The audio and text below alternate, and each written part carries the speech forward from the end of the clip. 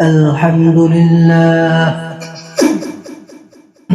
الحمد لله وكفى وسلام على عباده الذين اصطفى أما بعد فأعوذ بالله من الشيطان الرجيم بسم الله الرحمن الرحيم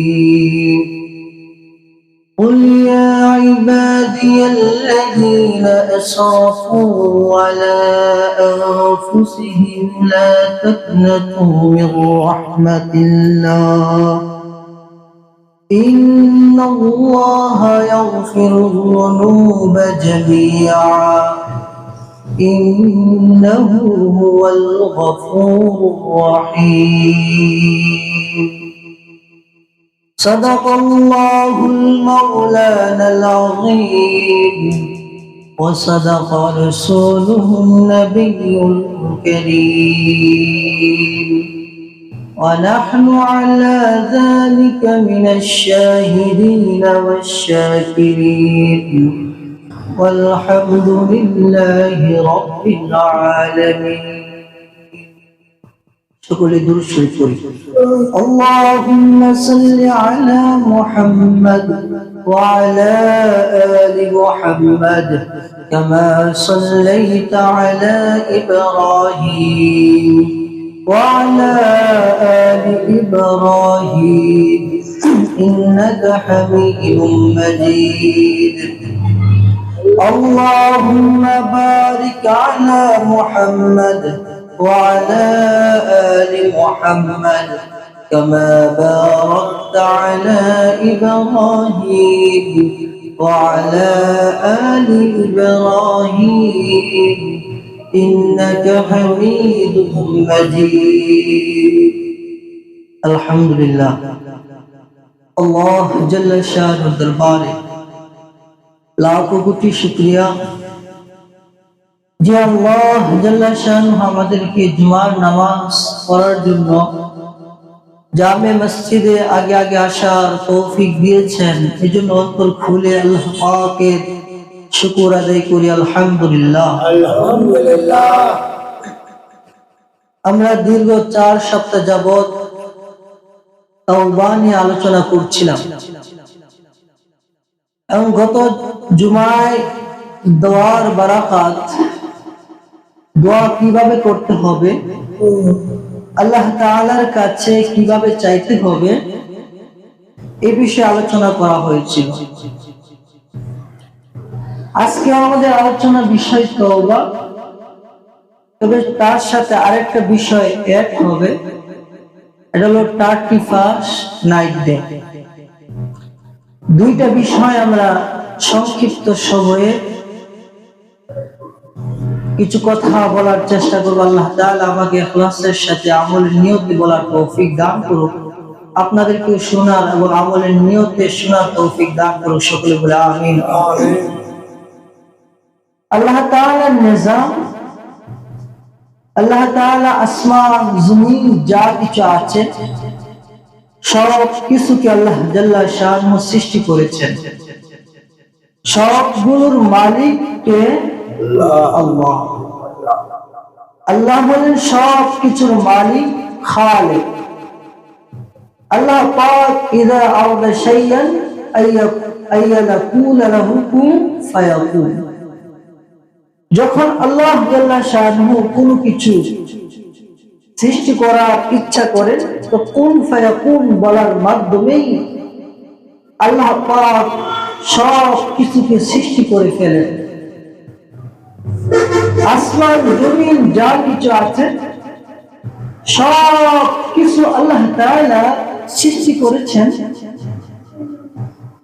এবং এর মধ্যে একটা নিজাম আল্লাহ তাআলা কায়েম করেছেন, এটা হলো মানুষের জন্য। আমরা পৃথিবীর মধ্যে চলি, চলার হিসাবে আমাদের সময়, কাল, মাস এগুলো জানা আবশ্যক। আরবিতে হিজরি সন আছে, আর ইংরেজিতে বলা হয় খ্রিস্টাব্দ, বাংলাতে বঙ্গসার। এই যে হিসাব, একটা হিসাবের একটা কানুন আছে, একটা নিজাম আছে। আল্লাহ তাআলা পৃথিবীর মধ্যে মানুষকে হিসাবের জন্য আল্লাহ তাআলা যে মাধ্যম বানিয়েছেন, হিসাবের জন্য একটা মাধ্যম হলো সূর্য, আর একটা মাধ্যম হলো চাঁদ। কয়টা মাধ্যম? জোরে বলেন, কয়টা মাধ্যম? একটা হলো চাঁদ, আর একটা হলো সূর্য। সূর্যের সাথে যেটা সম্পর্ক একটা, আবার চাঁদের সাথে সম্পর্ক আরেকটা বিষয়। আমাদের ইবাদত গুলো যাগুলো হয় সবগুলো চাঁদের হিসাবে হয়। কিসের হিসাবে হয়? চাঁদের। মুসলমানদের ইবাদত আমল এগুলো সব কিসের হিসাবে হয়? দেখো, রমজান মাসের রোজা, শাবান, শাওয়াল, জিলকদ, জিলহজ, আরবি মাসগুলো, এগুলোর হিসাব নিকাশ হয় চাঁদের সাথে না সূর্যের সাথে? চাঁদের সাথে। কথাগুলো বুঝতে হবে, না এর পরে বুঝতে হবে। চাঁদের হিসাব এরকম একটা বিষয় যে এটা মূর্খ মানুষও বুঝবে, শিক্ষিত মানুষও বুঝবে, অশিক্ষিত মানুষও বুঝবে। সবাই জন্য আল্লাহ তাআলা চাঁদের হিসাবটাকে আম করেছেন যে চাঁদ উঠবে প্রথম তারিখ, আবার যখন শেষ হয়ে যাবে 29 বা 30 দিনের চাঁদ শেষ হয়ে যায়, তখন আবার নতুন করে চাঁদ উঠবে, আবার নতুন তারিখ হবে। এটার জন্য কোনো বৈজ্ঞানিক, দার্শনিক, ইঞ্জিনিয়ার হওয়া দরকার নাই, বরং প্রত্যেকটা মানুষই চাঁদের হিসাব বুঝবে। সুবহানাল্লাহ। এজন্য আল্লাহ জাল্লা শাআনহু ইসলামী ইবাদত গুলোকে চাঁদের সাথে সম্পর্ক রেখে আল্লাহ তাআলা মানুষকে ইবাদত গুলো দিয়েছেন, যেন চাঁদের হিসাব গুলো মানুষ বুঝে, সহজ হয়। নামাজ, রোজা, হজ, যাকাত এইগুলি যেন মানুষ চাঁদের সাথে করে করতে পারে। এই জন্য আল্লাহ জাল্লা শাআনহু এগুলোকে সহজ করেছেন, চাঁদের হিসাব যাতে সবাই বুঝে মানুষের জন্য। সুবহানাল্লাহ। আরেকটা সূর্যের হিসাব। সূর্যের হিসাব যেটা, এটা সবাই বুঝবে না।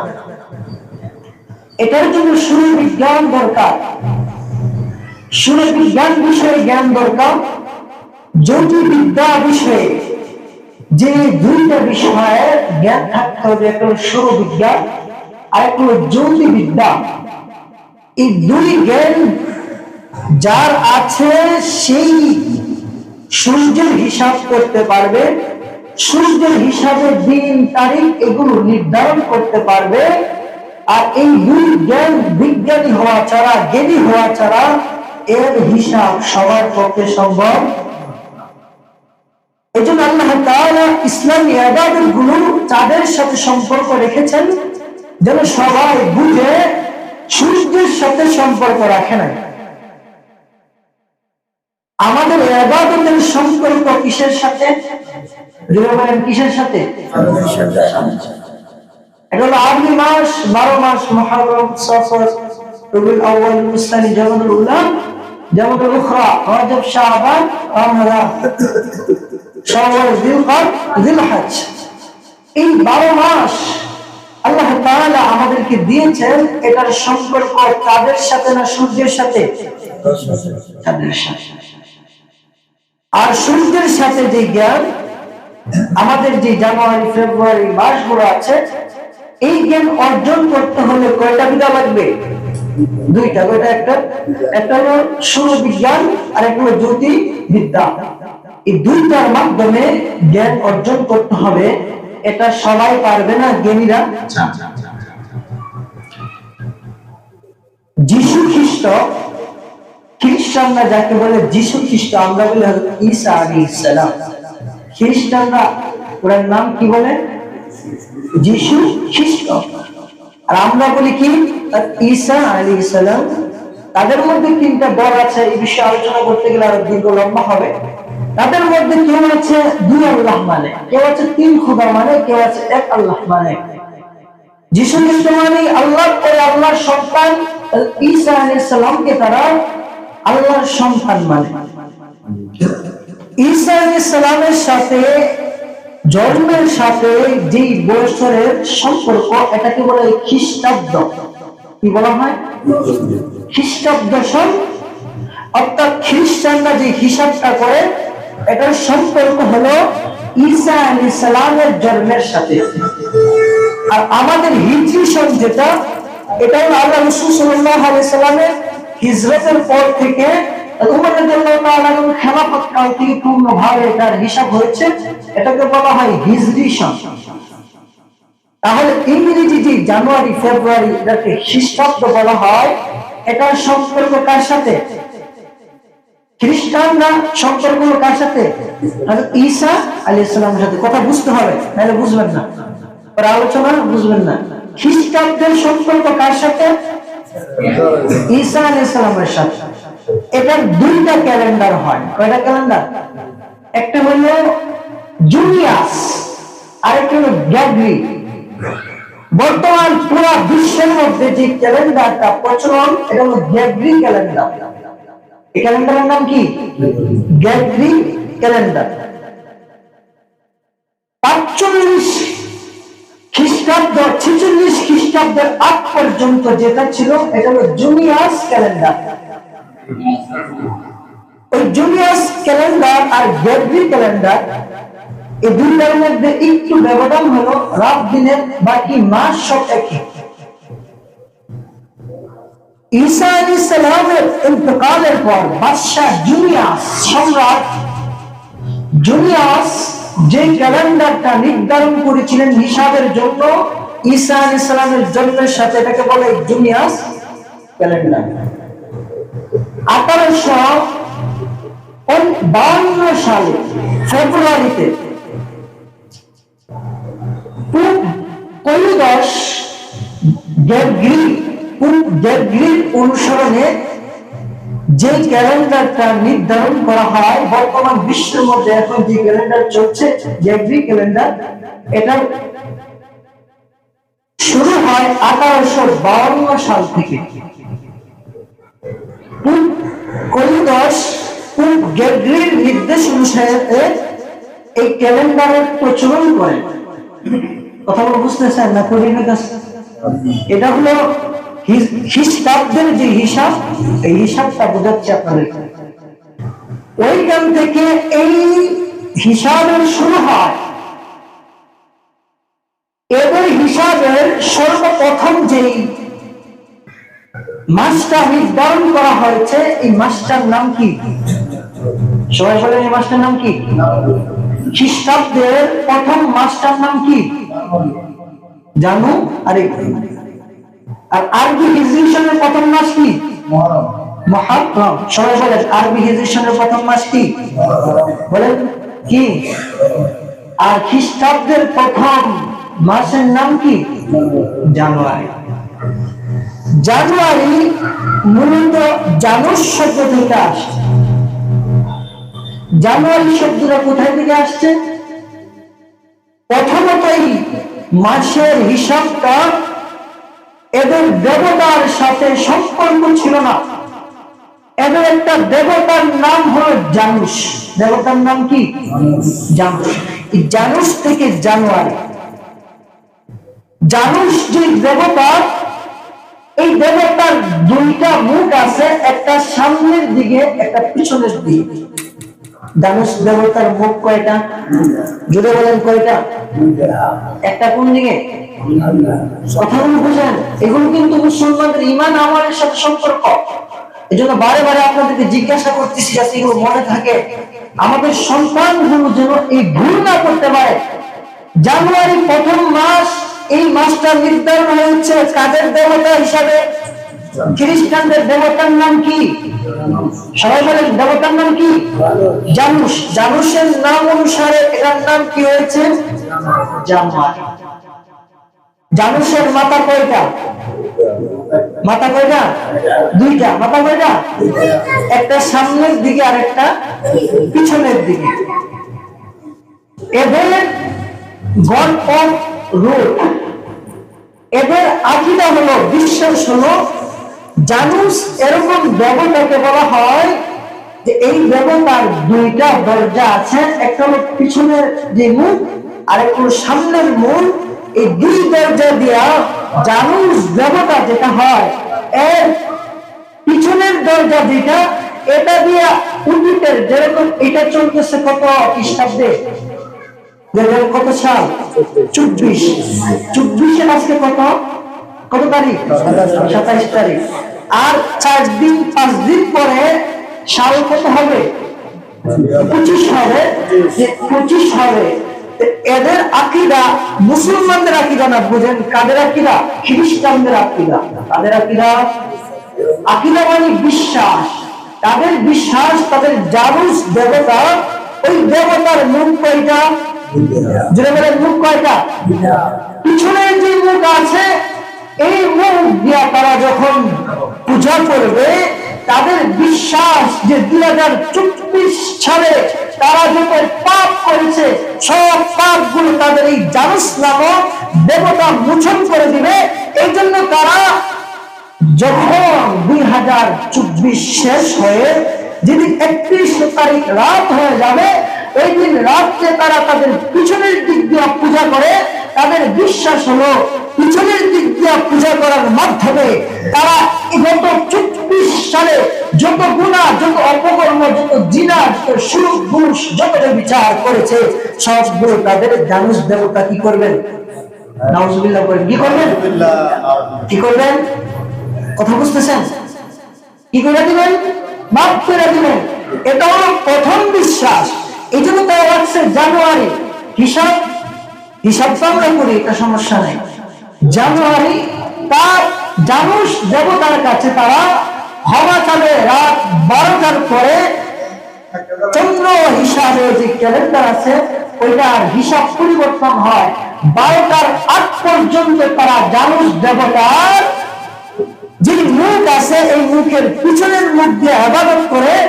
আর তারা তাদের প্রার্থনা করে, বলে যে আমরা 1 বছর যত গুনাহ করেছি, সমস্ত গুনাহগুলো মাফ করে দেন। যত ভুলভ্রান্তি করেছি, সবগুলো তারা জানুস নামক দেবতার কাছে ক্ষমা চায়। এটা মুসলমানের কাজ না খ্রিস্টানদের কাজ? কথা বুঝতেছেন? এখন হলো রাত 12টার পরে কথা। রাত 12টার পরে বুধবার, আগামী যেরকম বুধবার আসতেছে, রাত 12টার পর হবে 25 সাল। 25 সালের হিসাব হবে। মুখ কয়টা বলছিলাম? 12টার পর 12টা কারেক্ট 12টা 1 সেকেন্ড যখন হয়ে যায়, তারা দেবতার সামনে এসে পূজা করতে থাকে। দেবতার সামনে আইসা তারা পূজা করে। তাদের বিশ্বাস যে সামনের দিন 25 সালটা আসবে, এই 25 সাল এখন পূজা করার মাধ্যমে সারাটা বছর 25 সাল তাদের ভালো চলবে। কার আকীদা? কার আকীদা? খ্রিস্টানের আকীদা। আমার কথা বুঝছেন? পুরো কথা বুঝছেন?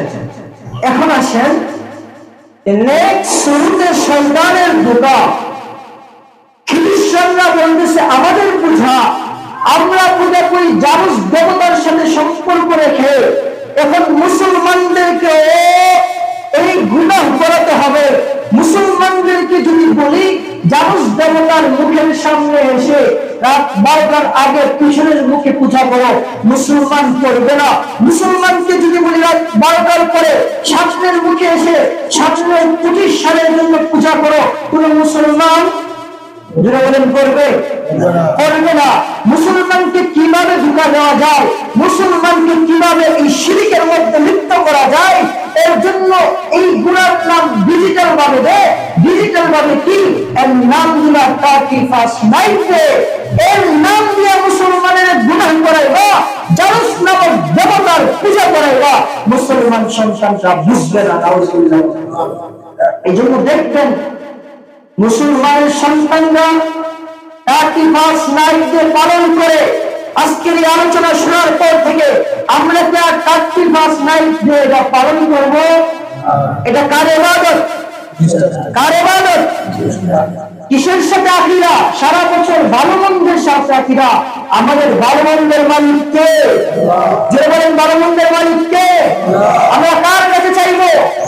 নাকি জানুস নামক দেবতার কাছে চাইবো? তাহলে মুসলমানের যে সন্তান জানুয়ারি প্রথম দিনে 12টার পরে বুম আতশবাজি বোমা গান ডেক্সি বাজায়া তারা 31 নাইট পালন করে, তার মানে তারা জানুস নামক দেবতার পূজা করতেছে। আমাদের সমাজে মহল্লাতে যদি এরকম হয় আমরা এটা রুখে দিব নাকি এদের পক্ষে থাকবো? এটা রুখে দেওয়া আমাদের ইমানি দায়িত্ব নাকি? ইমানি দায়িত্ব না?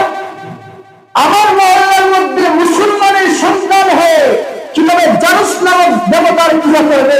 আমার মহল্লার মধ্যে কিভাবে মুসলমানের সন্তান হয়ে খ্রিস্টানদের পূজা করবে? এটা কোন ঈমানওয়ালা মুসলমান সহ্য করতে পারে? তাহলে যারা জানুয়ারির প্রথম রাত্রে যে একেবারে ডিসেম্বরের শেষ তারিখের 12টার পরে আনন্দ করবে, উল্লাস করবে, বোমাবাজি করবে, আকাশ উঠাবে, এই কাজ মুসলমানের নাকি খ্রিস্টানদের? যে বলেন মুসলমানদের না খ্রিস্টানদের? আর আমরা মুসলমানেরা করবো, মুসলমানেরা করবো। মুসলমান কি করবো?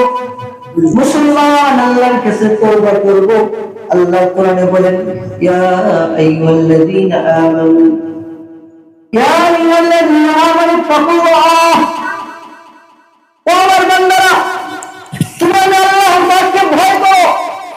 কিরকম ভয়? ভয় করার মতো করো। তুমি যে 25 সাল আগে 24 সালে গুনাহ করেছো, যত গুনাহ করেছো সব গুনাহের জন্য তওবা কার কাছে হবে? জোরে বলেন কার কাছে? না জানুস নামক দেবতার কাছে? গান বাজায়া, বাদ্য বাজায়া, পুরো বোমা আতশবাজি এগুলো করে যারা করবে মনে করবে যারা এদের দল, তাদের দল, এদের দল। এদেরকে বাধা দিবেন নাকি টাকা দিয়ে সাহায্য করবেন? জোরে বলেন বাধা দিবেন না টাকা দিয়ে সাহায্য করবেন? বাধা দিতে হবে। মুসলমানের আকীদা, মুসলমানের বিশ্বাস যদি মুসলমানের গুনাহ হয়ে যায়, ইয়া আইয়ুহাল্লাযীনা আমানু তাকুল্লাহ, মুসলমান আল্লাহকে ভয় করে। ভয় করার মতো করে মুসলমানদের যদি গুনাহ হয়ে যায় সাথে সাথে তওবার দরজা খোলা রেখেছেন কে? আল্লাহ বলে ও বান্দারা তওবা করে আমি আল্লাহ পাকের কাছে ক্ষমা চাইবি তো আমি আল্লাহ তোর 70 বছরের গুনাহ মাফ করে দেব। তওবা করে আমি আল্লাহর কাছে ক্ষমা চাইবা তবে আল্লাহ তোমার জিন্দেগীর সমস্ত গুনাহ মাফ করে দিল। 31 নাইটের নামে গুনাহ বলে না, গান শুনবা, গুনাহ করার লেখা হবে, শিরক হবে, কুফর হবে। ও বান্দারা তোমার জীবনে যত গুনাহ হয়েছে তওবা করে আমি আল্লাহর কাছে ক্ষমা চাও, সাথে সাথে আমি আল্লাহ রহমান নামের উসিলায় তোমাদের সব গুনাহ মাফ করে দেব। এক আল্লাহর ওলি আগুন দিয়ে হাঁটতে পারতেন, সুবহানাল্লাহ। কি দিয়ে হাঁটে? আগুন দিয়ে হাঁটে। এগুলো দেখলে তো আমরা একেবারে ভক্ত হয়ে যাই। হ্যাঁ, এমন অনেক বড় আল্লাহর ওলি। আল্লাহর ওলি হওয়ার জন্য আগুন দিয়ে হাঁটার শর্ত না। আল্লাহর ওলি হওয়ার জন্য শর্ত হলো মাথা থেকে পা পর্যন্ত যা রাসূলের সুন্নাত থাকবে, ইত্তেবায়ে সুন্নাত থাকবে, সে হলো খাঁটি আল্লাহর ওলি। আগুন দিয়ে হাঁটে, আকাশ দিয়ে উড়ে, এটা তওবা মুজাহাদা করে, এটা মেহনত করে উড়া যায়। কিন্তু আল্লাহর ওলি ইত্তেবায়ে সুন্নাত এটা সবাই করতে পারে না। আব্দুল কাদের জিলানী রাহমাতুল্লাহ আলাইহি ওর উস্তাদ থেকে শুনছি, যখন জালালাইন শরীফ পড়ি, জালালাইন শরীফ হলো তাফসীরের কিতাব, কোরআনের তাফসীরের কিতাব। তাফসীরের কিতাবে হুজুর এই ঘটনাটা বলছেন, তাফসীর পড়াইতে যায় বলছেন। শাহ আব্দুল কাদের জিলানী রাহমাতুল্লাহ আলাইহি জামানায় বড় কামরান নিলাম আবি বাবিস কি আল্লাহর ওলি আসমান দিয়ে উড়ে, কি দিয়ে উড়ে? আসমান দিয়ে। আব্দুল কাদের জিলানী রাহমাতুল্লাহ আলাইহি কাছে হুজুর আপনি কি বিষয় বলে আসমান দিয়ে উঠতেন না? আপনার মুরিদ তো সব বাবার দরবারে যেতেছিল, নাউজুবিল্লাহ বলে। আমাদের সমাজে তো এরকম হয়, বাবার দরবারে বাবা ছেলেকে দিচ্ছে জ্বরে ভোগ করে ফকিরে কেরামতি মারে। একটা পয়সা আনতে হয়ে গেছে ফকিরের কেরামতি। এই যে বাবার দরবারে দৌড়ে কাদের জিলানী রহমাতুল্লাহ আলাইহির মুরিদ যেটা আছেন সন্তানকে হে বাবার দরবারে উপস্থিত। তা হে বাবা করলেন যেরকম করলেন আকাশে উড়ে, আর আব্দুল কাদের জিলানী রহমাতুল্লাহ তো আকাশে উড়ে না। আমি উলিয়া আর মিয়াদের কেরামত যেটা সত্য, হ্যাঁ ওনার যদি প্রয়োজন হয় আকাশ উড়া তখন আল্লাহ এটা করবেন, প্রয়োজন নাই এই জন্য হয়েছে না, প্রয়োজন যখন হয় তখন হবে। ওনার আকাশ উড়ার প্রয়োজন হয় না এই জন্য আল্লাহ উড়াই নাই। এখন তুমি আল্লাহ উড়ি না এই কথা বলা যাবে না। সে আকাশ দিয়ে উড়ে মরিদকে দিকে বয় হয় রে আব্দুল কাদের জিলানী দরবারে গাড়িয়া দিছি, এর থেকে বড় তো এখানে আছে, সব গিয়ে ওই আমার দরবারে সব দিচ্ছি। নাউজুবিল্লাহ বলে। তো এই যে আব্দুল কাদের জিলানী রহমাতুল্লাহ আলাইহির কাছে এক ভক্ত কিছু আছে না খাটিয়া আসে থাকে, সব মুরিদ আপনার সব জিলাপি খাবেন না মুরিদ হাবিব রহমাতুল্লাহ আলাইহি মুরিয়া মুরিদ दिल किसी के है एक हलवाई है और दूसरा शाही है। मुरिद হলো দুই প্রকার, একটা হলো হালুয়া খাবেন না মুরিদ, আর একটা হলো শাহী মুরিদ। হালুয়া খাবেন মুরিদ হলো একটা হলো জিলাপি খাবেন না মুরিদ, আর একটা হলো শাহী মুরিদ। জিলাপি আছে মিলাদও আছে, জিলাপি নাই মিলাদও জোরে কোন জিলাপি আছে মিলাদও, জিলাপি আছে মিলাদও আছে, জিলাপি নাই মিলাদও নাই, জিলাপি আছে মসজিদ আছে, জিলাপি নাই মসজিদ আছে। এই একটা হলো জিলাপি খাবেন না মুরিদ, আরেকটা হলো শাহী মুরিদ। জিলাপি খাওয়ানো থাকবে, জুতা দিয়ে বাইরে থাকবে, শাহী মুরিদ আছে হুজুর সব তো আপনার দরবার থেকে চলে যাচ্ছে, তাই নাকি? কি করে আসমানের উপর ডুববে, তাই নাকি? এরা আমার কাছে চলে আও সুবহানাল্লাহ বলেন ব্যাপার কি আসমান দিয়ে উড়ি উড়ো হাওয়া উড়ি। আচ্ছা কৌশা আমার হাতটা কই রাখছি, হাত রাখছে বলো আমার হাতটা কোথায় আছে? আপনার হাতটা আল্লাহ আরো সহজ খোলা আছে, হাত কই আছে? আব্দুল কাদের জিলানী বলতে আমার উত্তর পেরেছে।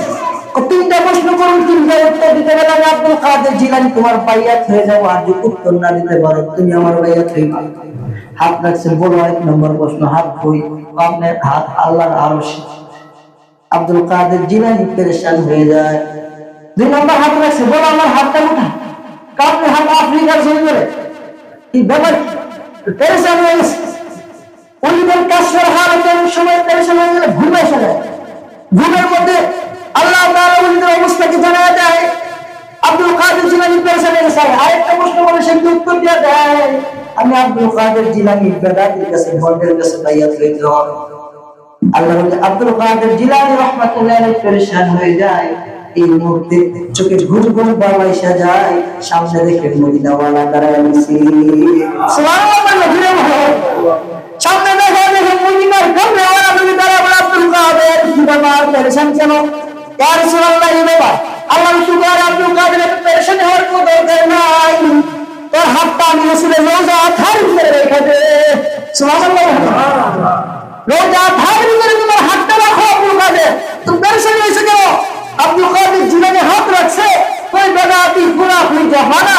ও হুজুর হাত তো খুঁজে হয় না, তো হাত খুঁজে হয় না, আল্লাহর আরশের নিচে রাখছি, এটা করে দিতে হবে। এ আফ্রিকার জঙ্গলে রাখছি, এটা করতে হবে না। আমার হাত রাসূলের হাত রাখছি। সে ডাকটা বলে হুজুর ওইখানে যাওয়ার ক্ষমতা আমার নাই। কারণ জিকিরের এরকম একটা প্রভাব আছে, বেদাতিদেরকে বেশি বেশি জিকির করে। জিকিরের একটা এরকম তাসির আছে, যারা বেশি বেশি জিকির করে তারা মুখ দিয়ে যেটা বাইরে হয়ে যায়, যদিও সে বেদাতি হয়। জিকিরওয়ালার মুখ দিয়ে যদিও সে বেদাতি হয়, ফুললে ফুল অনেক সময় কাজে লাগে যায়, কিন্তু রাসূলের সাথে সম্পর্ক নাই। সুন্নাত একেবারে সুন্নাত তার ভিতরে নাই, রাসূলের সুন্নাতের অনুসরণ করে না। এই জন্য রাসূলের রওজার আশেপাশে যাওয়ার ক্ষমতা তার নাই। তার এই জাদুর ক্ষমতা, ওইখানে যাওয়ার তার ক্ষমতা নাই। যাওয়ার আগে সে ধ্বংস হয়ে যাবে। সে বলে আমার তো এই ক্ষমতা নাই। ঠিক আছে হুজুর, আমার ভুল হয়ে গেছে, আমাকে বাইয়াত করে নেন। বেদাতি বাইয়াত হইয়া আব্দুল কাদের জিলানী রাহমাতুল্লাহ আলাইহির দরবারে থেকে আল্লাহ হয়ে গেছে। এই জন্য বেদাতির দরবারে আমি ধরবেন, আকাশ দিয়ে উল্লেখ করবে নাকি মাথা থেকে পা পর্যন্ত কি থাকতে হবে? সুন্নাত থাকতে হবে, তেলাওয়াত সুন্নাত। ও আল্লাহ আগুন দিয়ে হাঁটে, আগুন দিয়ে হাঁটে। মানুষ বলে হুজুর আগুন দিয়ে হাঁটে, দিকে সবাই বসতে হয়ে গেছে।